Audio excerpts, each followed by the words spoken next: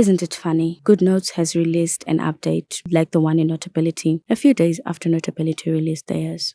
Coincidence or competition? Hey guys, it's Rob Zipper with Paperless X, a channel that is all about digital productivity. If you're new to our channel, hello. Make sure you subscribe and turn on your notifications so you know each time we release a new video. And if you're already subscribed, fantastic human, welcome back.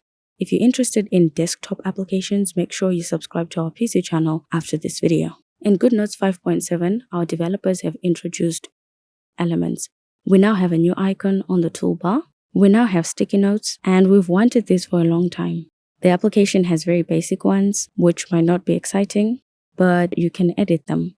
You can rename the collection, delete sticky notes you don't like, and even import new ones from files or from the photos library. You can add multiple photos from your photos library, but you are limited to adding one image at a time if you choose to add them from files. What's exciting about this update is that now you can get stickers for your planners and have them available across different notebooks in your application without having to copy and paste them all the time. You can share the sticky notes, but at the moment, we don't know what format they are or what applications could open them, because even GoodNotes is not recognizing the sticky note format. Not only do we have sticky notes, we also have mind map shapes, back to school stickers, text stamps, and everyday stickers. And all of these work exactly the same way as your sticky notes do, which means you can import and delete elements from the collections. You can create your own collection in GoodNotes and name it, then start adding photos. The first image you add becomes the collection's thumbnail. When you start taking notes and create a sticker you want to use often, you can use your lasso tool to select it and add element.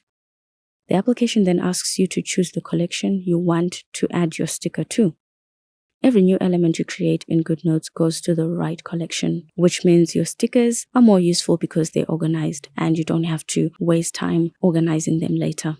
You can create elements from handwritten notes or diagrams, images, photos, and even text. Now that is a fully functional elements feature. Who else feels like ditching Notability for GoodNotes now? Notability released a similar update that we covered. You can access your most recently used elements on the toolbar, which is a useful shortcut, and we love it.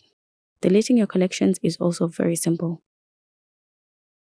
Once you've created your elements, they remain editable, which means that you can still edit them when you use them in the future, and that is awesome.